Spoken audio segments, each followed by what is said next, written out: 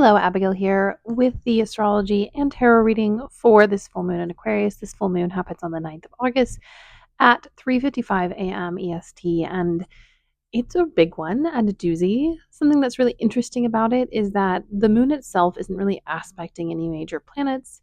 Um, I'm going to get into this later. It does aspect all of the four asteroid goddesses, which I think has some important impacts to this moon. But what it does have is the ruler, Saturn, conjunct Neptune, sextile both Pluto and Uranus, and opposing Mars.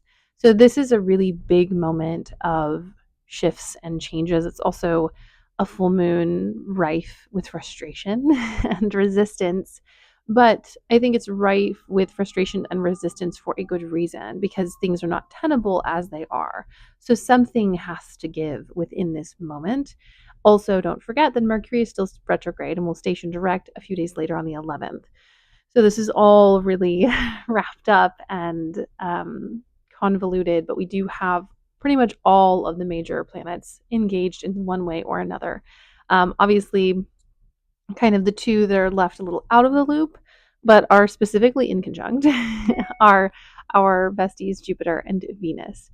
So just be aware that this is a really important moment for kind of planting your flag in an ideal or a belief, which has kind of been a theme for 2025 so far.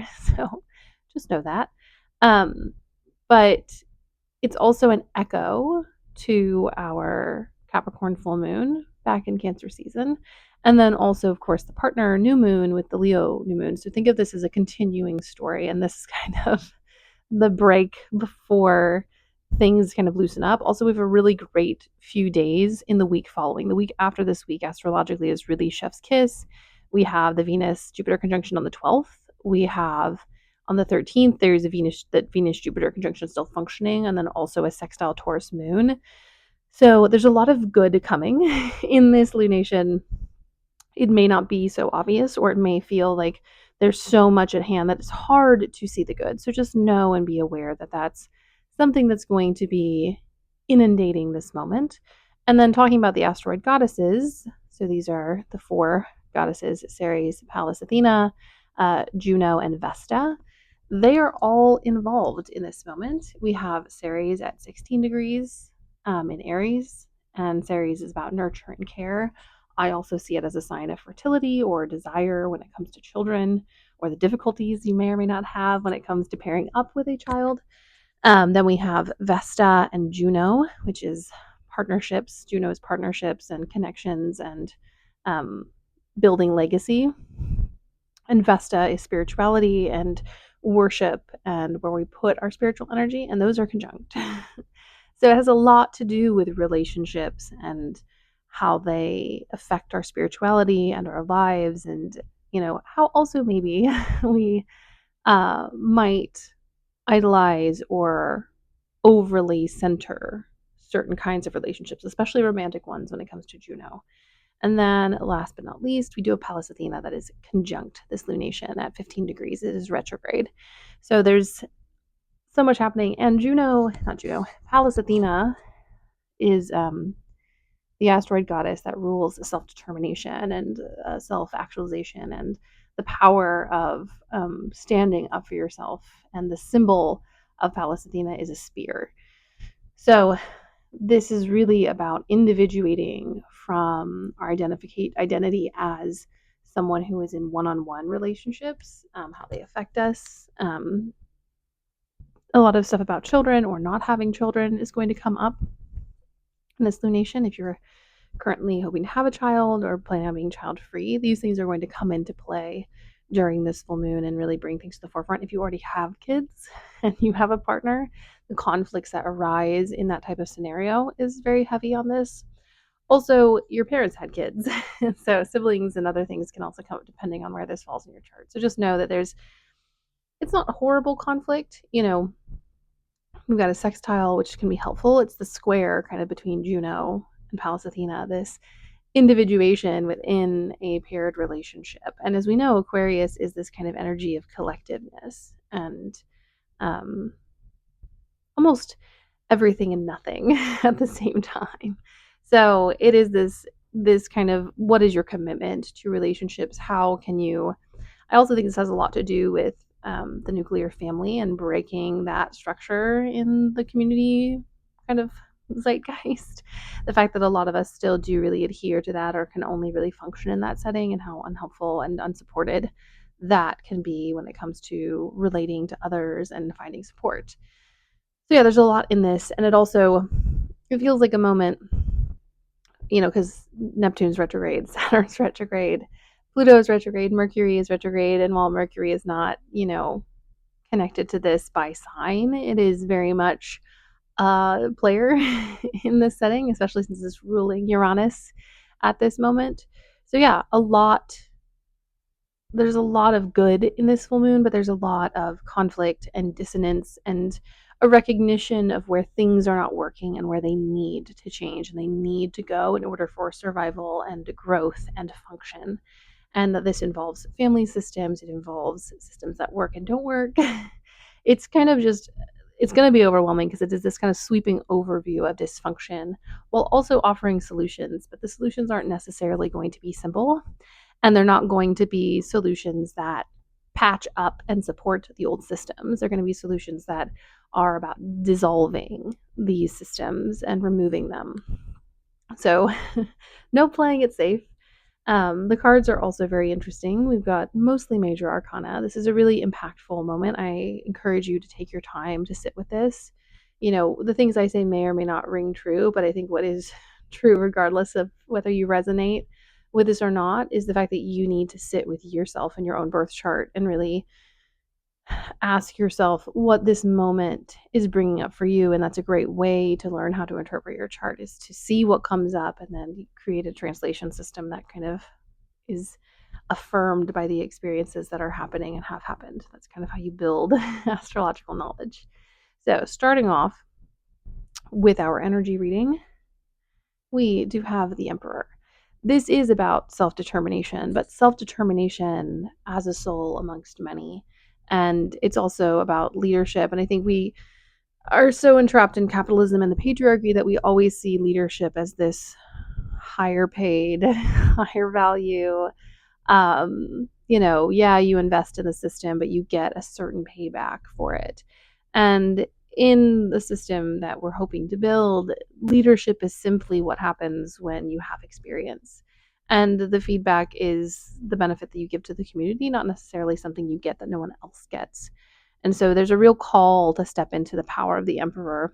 And I love the fact that he's so stereotypical in kind of stance and garb, very Roman Empire. But this moon is calling us to kind of break down the kind of systems of power that this represents, and to reimagine the Emperor as not just a victor and someone who gets the applause.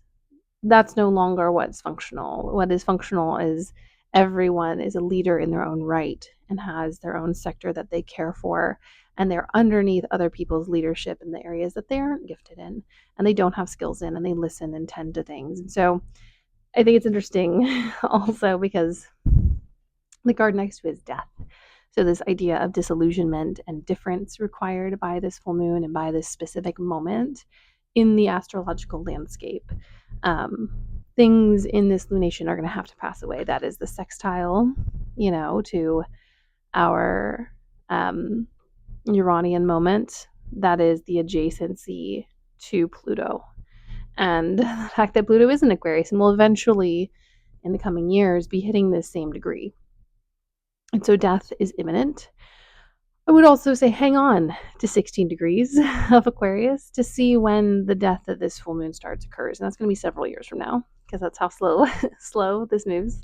I want to say 5 or 6 years,